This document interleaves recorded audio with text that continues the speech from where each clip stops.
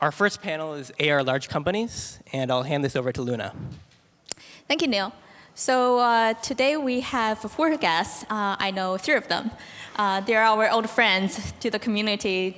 I know they have been participating in mentoring our hackathon teams in the past at MIT hackathons.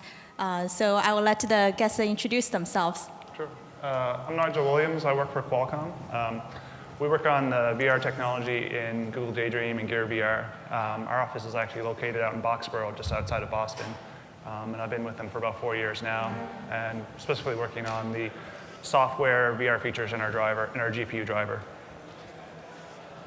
My name is Pierre. I'm the unexpected guest. I work for SolidWorks as a product manager on the strategy and business development team. And I'm actually located in Waltham, so near here as well. And I'm passionate about digital manufacturing and also how AR and VR will affect all aspects of the design lifecycle. My name is Richard Marks. I work for Sony Interactive Entertainment, which is the PlayStation division of Sony. Our headquarters are on the West Coast. Actually, our global headquarters are in San Francisco now, moved from Tokyo, which is a big deal for Sony. And we focus mostly on the entertainment space, of course. My name is László Gombos. Hi, everyone. I'm local, based in Massachusetts. I'm from the software division of Samsung. Samsung is known to be primarily a hardware vendor, but we actually have a lot of software projects going. My focus is around web technologies and browsers, so I'm going to talk a little bit about that today. Thank you. So my first question is, as you guys are all from large companies, and the innovation model in large companies are very different from small companies, I'm interested in learning what specifically your groups do in the context of large companies in driving forward the VR or AR initiatives, and what are the barriers there, and how do you guys enable the changes? So for Qualcomm, it's a very large company, and there's a lot of different divisions within our company. And all those different divisions are working on small subcomponents of a larger system. It is very difficult as a large company in terms of organizational metrics and logistics between different teams and information sharing. It's challenges that we face, and our team specifically drives the software VR, and that was what initiated most of the projects within our company. Everything was software-based initially, and then eventually all these algorithms are moving to hardware and to be application-specific, fixed-function hardware. But that's in the future. So at SolidWorks, we aim to provide the best design solution. And we pride ourselves in listening to the SolidWorks community. And what we've heard from many of you as well, obviously, is the availability of hardware, whether it's mobile or wearables, headset, and so forth, is poised to have an impact on every aspect of design engineering process. So our goal is to best understand how to make the best use of that technology and make sure that it's efficient and stress the importance of utility. So when we think about things like collaboration, we all know the benefits of simulation and perhaps where virtual reality and augmented reality can have an impact in those areas. Also when it comes to presenting or selling your product in a more contextual or understandable way. And I think one of the aspects that's also important to talk about that I've heard less of as of recent is this idea of digital manufacturing and how AR and VR will play a role. We've talked a lot about some of the challenges that hardware startups face in the AR VR space, and things like unexpected budget changes and ever-evolving product roadmap, things like that. But we haven't talked as much about how AR will actually play a role in bringing those products to market. So envision designing in a virtual environment or designing on top of virtual environments. And now I think the conversation is perhaps shifting from design to reality to perhaps design to augmented reality to reality. I started at PlayStation in the R&D group, and I was young and excited about actually augmented reality at the time, and had these really great demonstrations, and I showed people, and I expected they would just magically turn themselves into products somehow. And then I discovered that at a big company, that's not really always the way it works. Somebody has to be a champion for it and carry it through and work with the product teams and then work with the marketing teams and make sure that everyone wants it to happen. And that part of the process, I had no idea when I joined the company that would be a big part of it. And most researchers, I think, actually don't do enough of that to try to get investment in the other teams. And the best way I found to do it is when a researcher goes and works on one of the product group's teams for a while to carry an idea across, to do the transfer by physically moving into the other team. That really helps the new technologies be able to get adopted by a big company. So at Samsung, we have a VR product in the market called Gear VR for over a year now. I think it's done quite well. It's a mobile solution. There's about 5 million people using this as of today. We also made public announcements earlier this month about having some ambitions in doing hardware around AR. But I'm more excited about the software and what kind of services we can actually offer to our user base, existing user base. I'm excited about mobile and the utility that comes with mobile. A lot of people carry these devices around already now. And there's a lot of simple experiences that can be enabled already with the current technology today, just working on the software stack. One of our initiative is to bring the existing web technologies and see what can that be used for VR and AR.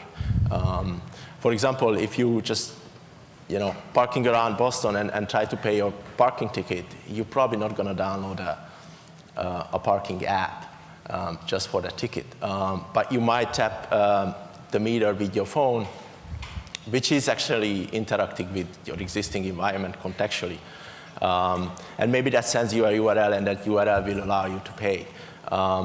And I think this sort of experiences actually can scale to millions and millions of people already today. And perhaps this is a very simple form of AR.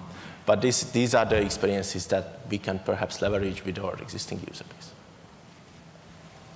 Thank you. My second question is, well, you guys representing big companies are usually the stars at any cocktail parties. And the big companies attract so much attention because you guys dictate in some way where the future would go. And what, in your opinion, what that leaves the startups companies to be involved in this ecosystem? Now big guys are involved. And from your perspective, how do you guys engage the startups companies to work with you or the bigger ecosystem to drive the progress forward? Do you see them as potential threats that would disrupt your business models in the long term? Or do you see them as allies in building this ecosystem together? At Qualcomm, we partner with thousands of companies. And a lot of the stuff we work on are reference designs. And we're not as interested in making sensors and making the input. All we care about is processing. That's the general overview. I can't quite get into what our future strategy is, but the biggest takeaway from us is that if we really want to reach out to all the individual companies that are working here. We want to know what you're working on. But there's so many companies all over the world, it's impossible to interface with everyone. And if you do email a large company or try to connect with a large company, it's all about connecting with the right person. So if you email someone and they don't respond to you, it's probably because their email stack is just so loaded down. And just keep emailing and keep emailing different people. And you'll find the right person to connect, because you'll find the right person who's passionate about your project. And that's the best advice that I can give, just to never give up and keep connecting with different people, especially at events like this with the larger companies, within larger companies. Yeah, going off of that, I think one of the great aspects of SolidWorks is the strength that's derived from our partner program. We work very closely, whether it's from a software or hardware perspective, to best understand where we can fit in and where we can learn from each other to provide an end-to-end design life cycle. I take a little bit different tact. I saw a quote once from somebody at Hewlett-Packard that said, if it's not $1 billion idea, then we don't really want to pursue that idea. Because they're too big of a company to pursue smaller ideas than that. But startups can, definitely don't have to aim for $1 billion ideas right off the bat. So there's a lot of space between 0 and $1 billion for all the rest of the companies that are a little bit smaller. And also, to kind of go with that, a lot of these companies have really good relationships with providers of either parts or content or something. We work with, I think Bing said it this morning, a good model is 30% first-party software for a game company. That's about what we try to model. So that means 70% is made by other companies. And they're not our competitors, they're actually our partners in that case. Even though we're, the customer's choosing between them, we can't go out there alone with just our own software. So yeah, I don't think it's the case that we feel crowded out by them or they should feel crowded out by us. It's usually the bigger companies that have less success working with each other. Yeah, I would just echo that sentiment as well. I think we mostly allies and try to help the smaller companies along the hard and rocky road of startups. Yeah, but at Samsung we have a pretty strategic view on these things, and we have an investment branch investing in startups. We also have business development trying to create partnerships. Thank you. And my last question is a simple one. Today, we have experts who are right now mostly in VR space, talking about AR. So I'd like to hear from your perspective things that you focus on, the difference between VR and AR. So the main point that I want to get across today is that there will only exist mobile AR and VR in the future. There will always be a market for high-end tethered systems, but in terms of mass market adoption, there's only the mobile environment. What I want to focus on is there's a lot of overlap between VR and AR, and the problem is that AR is just ramping up today. And our company is trying to acquire requirements for AR and understand the features that you need, in our hardware to accelerate the applications that you're trying to design and help you to understand how to leverage our hardware and not to have it as a roadblock. So in terms of why we're interested in AR is that that is the future. That is what we see as being for mass market adoption, and that mobile specifically is very good at low latency because everything's on chip. Nothing has to. The ideal solution is nothing goes off chip. Nothing should have to go through a cable. And you also have a much lower complexity scene rendering, so that's one thing that allows us to do more on AR than VR on mobile. And yeah, I think that's pretty much the main points that I wanted to get across. I think from our standpoint, there are benefits for both. Obviously, from the AR standpoint, we've already done some work in terms of mobile and things like e-drawings implementation, which can give you better context of design and its environments. I think ultimately, though, there should also be focus, like I said, as a bigger picture in digital manufacturing and not losing things like manufacturing and model data when you're going from design to part workflow. And I think a lot of that will also rest in VR. We could have a controversy about whether mobile is the only thing in the future. The console has been declared dead many years over, and it's never quite died yet. So Absolutely. Yeah. Best year we've ever had. So, but I think the big difference for me between VR and AR is really for AR to even make sense that you're going to do it in AR, the real world and the world that you're in needs to matter. In VR, you can replace everything, so it's much easier to do a VR experience because you can just recreate whatever you want, and all the rules can be controlled by the author. AR is, you can't control the real world, and you have to adapt your experience to the real world. So the things that make sense to do in AR are the things that involve the real world in some way. And if you're doing some experience that doesn't involve the real world at all, then you have to ask yourself, why is that even in AR at that point? Because it probably would be easier to do a different way. So my perspective is that obviously both VR and AR has its space. For VR, currently we're focusing on media, 360 videos, user-generated content, so on and so forth. That is something that scales to many users, to our large user base. We want to have a solution also for AR that's sort of interesting for many people and not just a niche.